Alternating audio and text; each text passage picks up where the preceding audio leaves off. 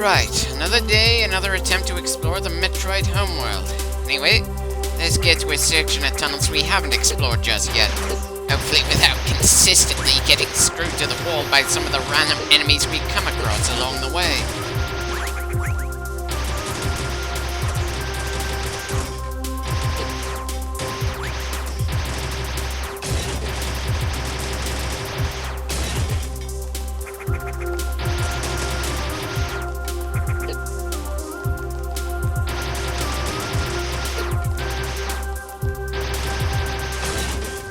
Definitely took more damage than I would have liked against those things, even if it wasn't enough to take one of our energy tanks out. It's the sort of thing where I have to say just because I can shrug off various blows, it doesn't mean I should every damn time we run into these things.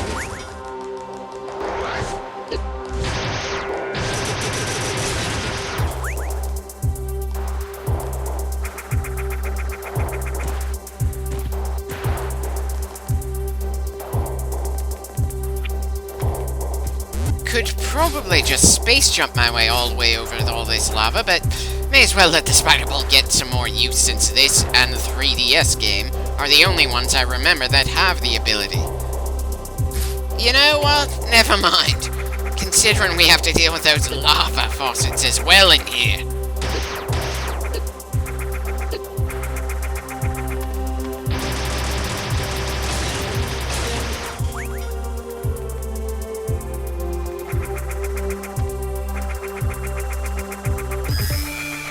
Well, I didn't outright know that there was a Metroid in here. I had the feeling the spider ball wouldn't be a good option in here either.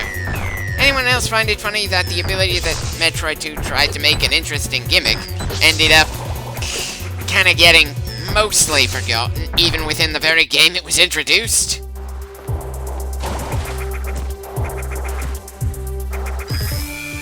Oh, please don't tell me that bastard pushing us out makes this fight completely restart and his health refill. I'm seriously getting mother brain flashbacks here. I'm starting to wonder if the handle blue team in a fire is ironic, since I seem to have a noticeable weakness to lava in this series.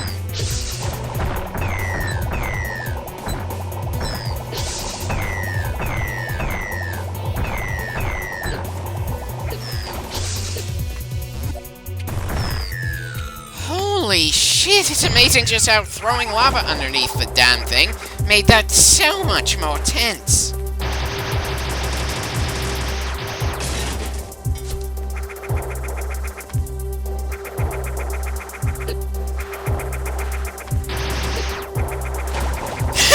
God damn it, why did I think we were done taking lava baths, since it's been so long since we've been just dunked into the stuff? Oh well. Nice to know that the robots died due to the lava, so I'll suppose that's something. Can't really afford to stay down here long enough to search for Anakin Skywalker's lost legs, though. We've got more important monsters to kill elsewhere.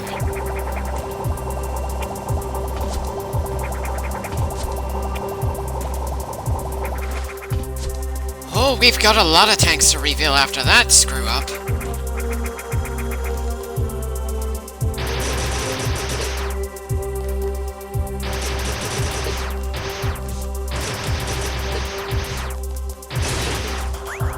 And of course, now I'm down to my last 2 tanks. Okay, here's hoping that the speed boost barrier isn't there anymore, or I just happen to figure out how to get past it anyway. Because there's literally nothing else we can do in this section of the map, and we've still got 6 more Metroids to kill before we're going to be able to make it to the next batch.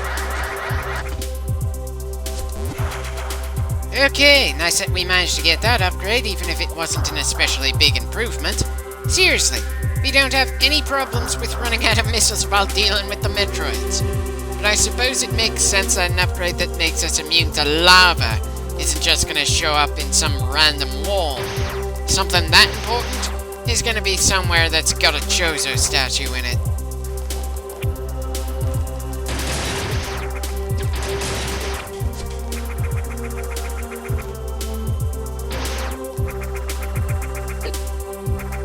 Okay, not sure why I decided to jump away from that wall when there's literally nothing else for us to do down here.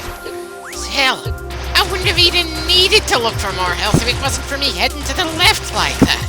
Again, I am way too used to games where you're supposed to take down absolutely every enemy you come across.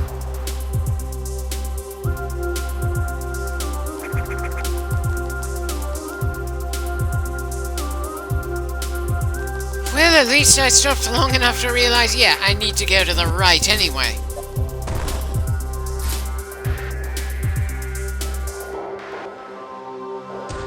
Right, now to climb our way out of here.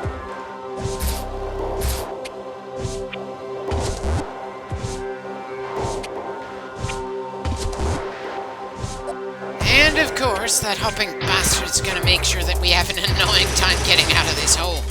Thankfully, we had numerous ways to avoid getting hurt while still taking him down.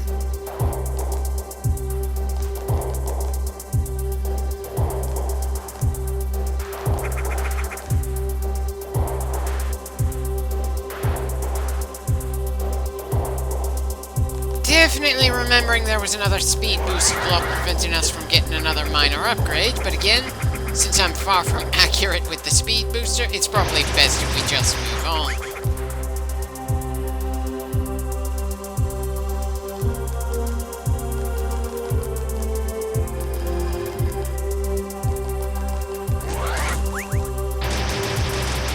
Anyone else find it a little funny that the speed boost related antics keep slowing me down when that upgrade is literally referred to as a way to make us move faster?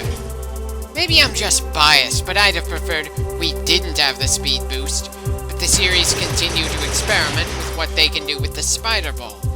Though I suppose that might make things a little too easy to grab a lot of upgrades. Not sure if I dislike the speed boost because it takes a good deal of skill to perfect, or if it's just the fact that it's a very circumstantial thing that's only used for navigation and not actually something you intentionally use in combat. I know. Awkward to say that when I'm on the second game I'm doing in this section of the series, and we've got 3 more 2D Metroids after this. Well, time to finally go through this super missile door. Here's hoping it proves to be just as large on the other side as the other area we just finished exploring.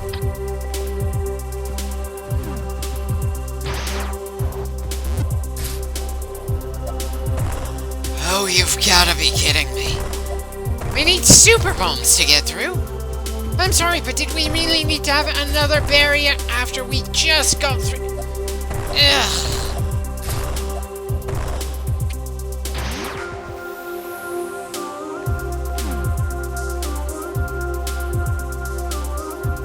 And we definitely don't have a lot of places to go from here.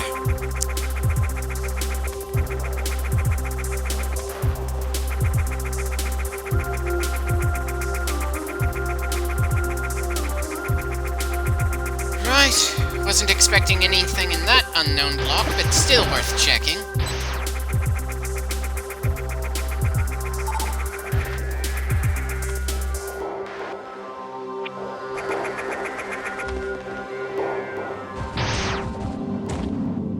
Okay, kinda surprised I didn't find that tunnel until just now, especially since it looks like that tunnel is how we managed to get into that section of the map in the first place.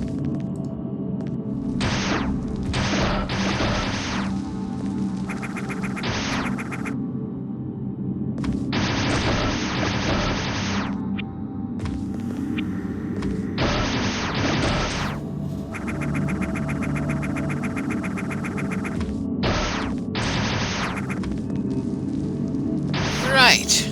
Forgot that was a hidden area that doesn't let us actually go to the left. Why do I seem to have memory issues when it comes to these 2D games, but I seem to have a pretty long memory when I'm working on a 3D game?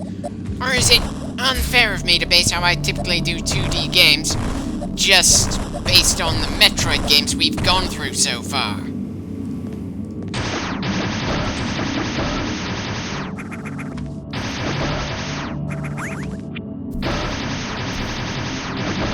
And why the hell am I going up when I should be investigating the lower area at this point?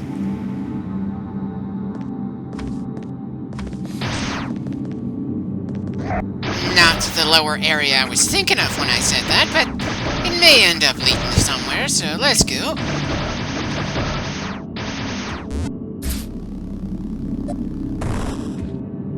Right. More speed boosting.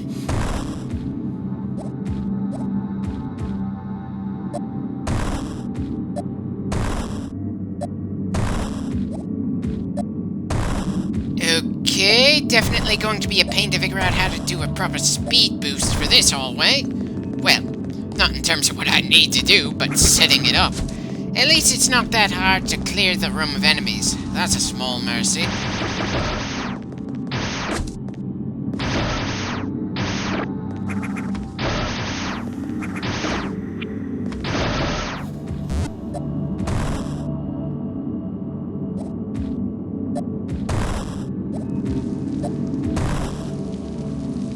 Right, the path for the speed boost is clear. Assuming we don't get run down by a random DeLorean out of nowhere. Are those green pipes or vines? Because if they're vines, then I'm remembering an enemy from a later game that's going to be a real pain in the ass for me to deal with. Of course, I remembered that rollout guy earlier from Fusion while somehow forgetting he was in Metroid 2. Funny how I remember every Ridley encounter pretty vividly. The Kraid one in both Zero Mission and Super Metroid, and a few other bosses from Super Metroid and Fusion. But Metroid 2, all I remember are the Metroids themselves.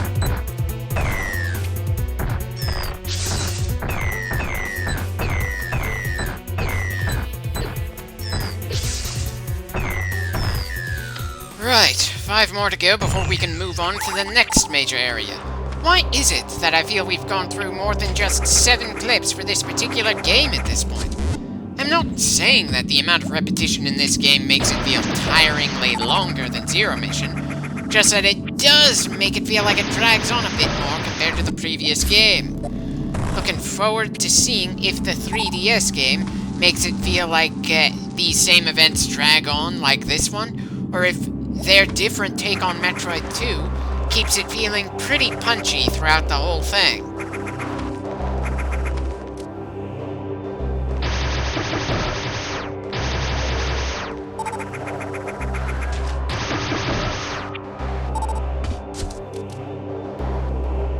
Another dark room.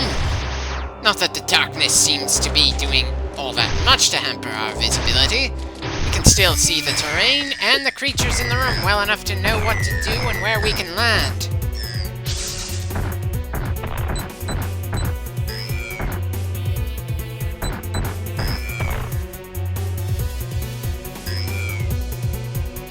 Okay, kinda getting the impression in here that the darkness is making things harder for this Metroid to hit us. Granted, I'm having some trouble hitting the weak spot of this guy as well, but that has more to do with our limited range of directions we can aim missiles than the ability to see where we're shooting. Seriously, when the combat highlights the problems with the combat system instead of making it feel more fluid and engaging, that's probably a bad sign. And I wish I knew how much of the blame to put on the people who worked on the fan remake when they implemented some of the changes that Super Metroid introduced to the series to the Metroid 2 situation, and how much blame I should throw onto the guys who made Metroid 2 in the first place for giving enemies that have such small weaknesses when we have so few directions to aim from. The fact is that the fans working on this particular version, as far as I'm aware, were not professional game designers. They were fans of this series and knew some of the most critical parts of what made the series interesting as a whole, trying to put those into this remake, but they were not professionals. And I'm pretty sure that after an update or two online, Nintendo found out about this particular remake and told the makers to cease and desist, since legally speaking, this infringed on Nintendo's copyright. I would have possibly been less annoyed by that fact if it wasn't for the fact that the 3DS remake was made quite a few years after they told these fans to stop working on this version of a Metroid 2 remake. I'm not saying that the 3DS remake can't measure up to this one. I'm looking forward to doing it. I'm just saying that this game feels like it brings enough to the table that I would have loved to have seen those fans have more time to hash things out and learn things. Anyway, certainly appreciate the fact that we're taking down Metroids at a faster rate right now. Definitely hoping we'll be able to move on to the next area before this clip is done. But I wouldn't put money on that. Sure, 2 Metroids won't take that long to kill when we find them, but the problem is finding them. And after that, hoping that nothing unrelated to the Metroids pops up between us and the next area. Again.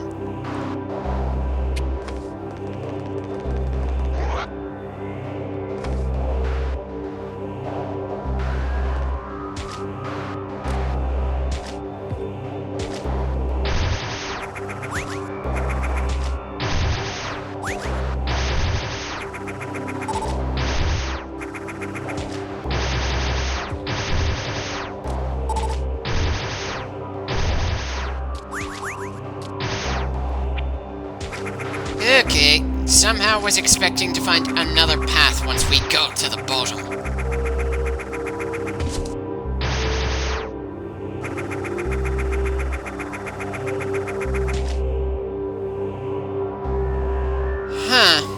Only just noticed that the timer down there says we've been at this for a little over 2 hours so far. Now, maybe that's because I keep looking at the map, which stops the clock, but I can't help feeling that timer is a little bit inaccurate, possibly because of the sheer number of times we've fought against the same few kinds of Metroids so far right now. It's not enough fatigue to make me feel like I need to take a break or stop this LP or something. Just enough that it's noticeable enough for me to mention.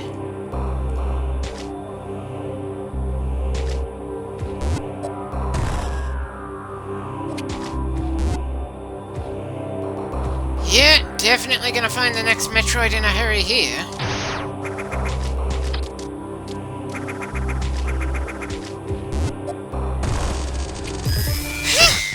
Okay!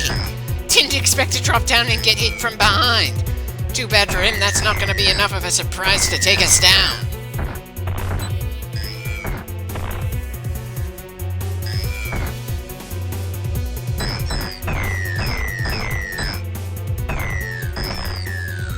That guy certainly didn't last long at all.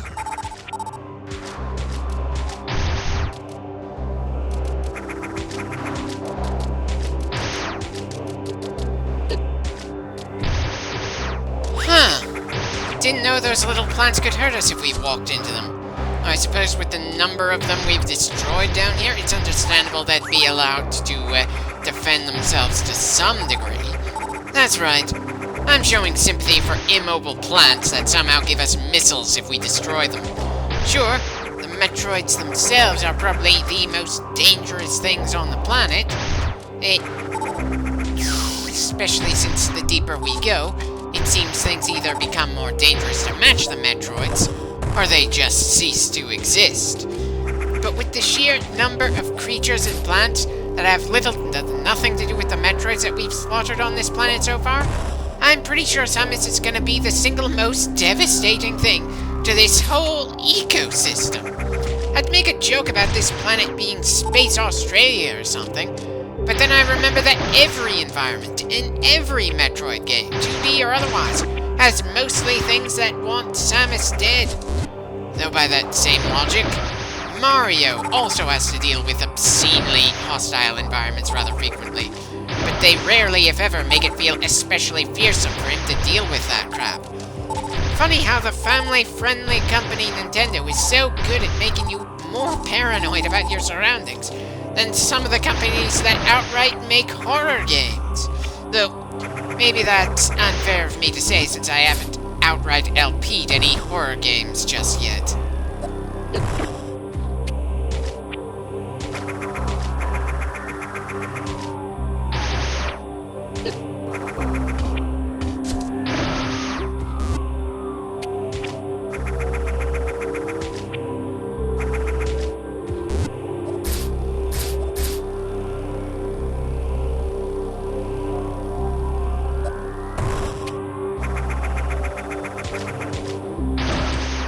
Well, the lighting in this area is certainly a good deal more obstructive than anywhere else so far.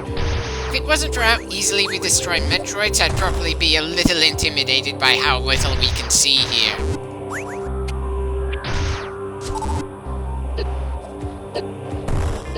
Right, of course dropping blind would just get us hurt. Is anyone keeping track of just how many times I drop into easily avoidable damage in this series? Because I would absolutely love it if somebody kept count, and by the time we get to Fusion, that person tallied up all the times in 2D games that I have managed to hurt myself where I should have been able to avoid it.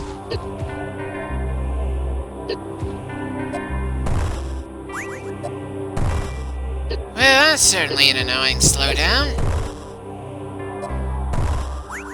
And apparently I didn't even need to hurt myself on all those plants.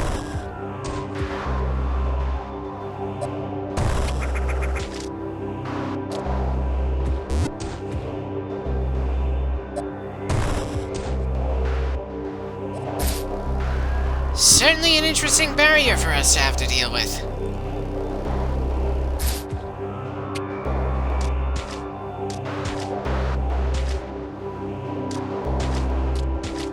Right, another Metroid shell, so we're gonna be able to finish off this area at the very least.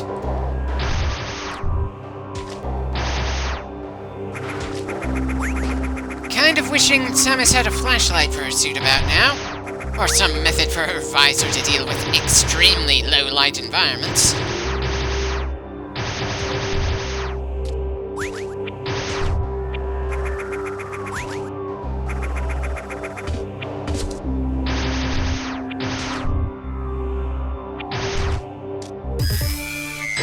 Okay, that one really caught me off guard, even though I knew he was going to be pretty close.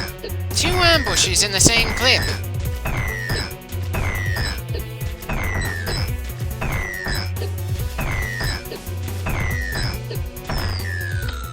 And that does it. We're finished clearing out the Metroids in this particular area.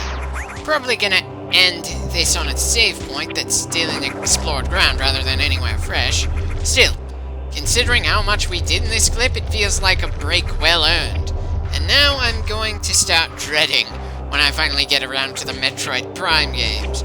I'm pretty sure that just playing through the first Metroid Prime would take as much time to get through as playing through 3, if not 4, of the 2D games in this same franchise.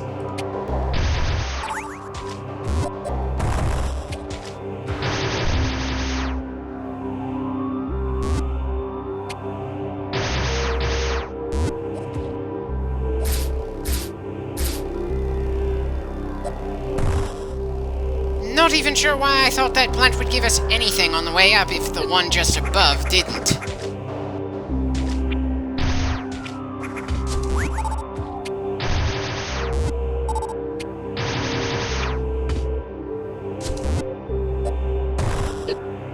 Don't think I'm a fan of things just bouncing us off when the things we're touching are completely immobile. I mean, sure, it's a good indication of us taking damage, but still, Samus making a pained noise, flashing a moment, and our health going down, at least a little bit, certainly feel like enough of a hint without her recoiling so comically after accidentally nicking herself on a thorn bush or whatever those plants are supposed to be down here.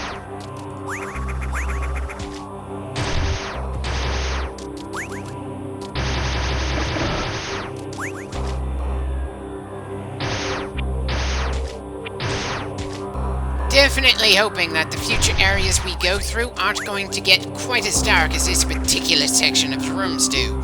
Sure, it gave this section of this area more personality than just changing the dominant colors of the environment, but one of the things I've been liking about in this game are the graphics, and it's hard to really enjoy our surroundings when they turn out the lights.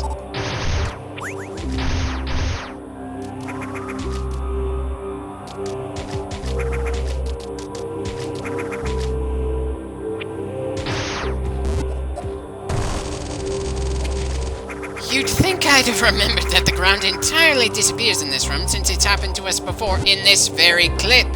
Again, it feels like I just have a worse memory in 2D games than 3D ones for some reason. It's just funny, logically speaking. I'd have thought that removing one of the dimensions would make it easier for me to keep track of things, not harder.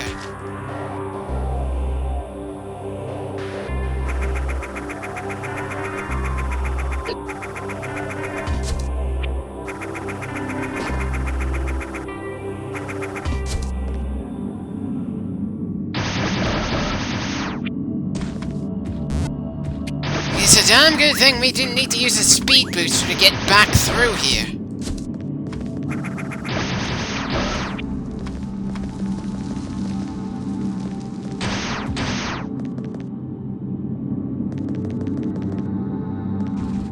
And that'll do it for today.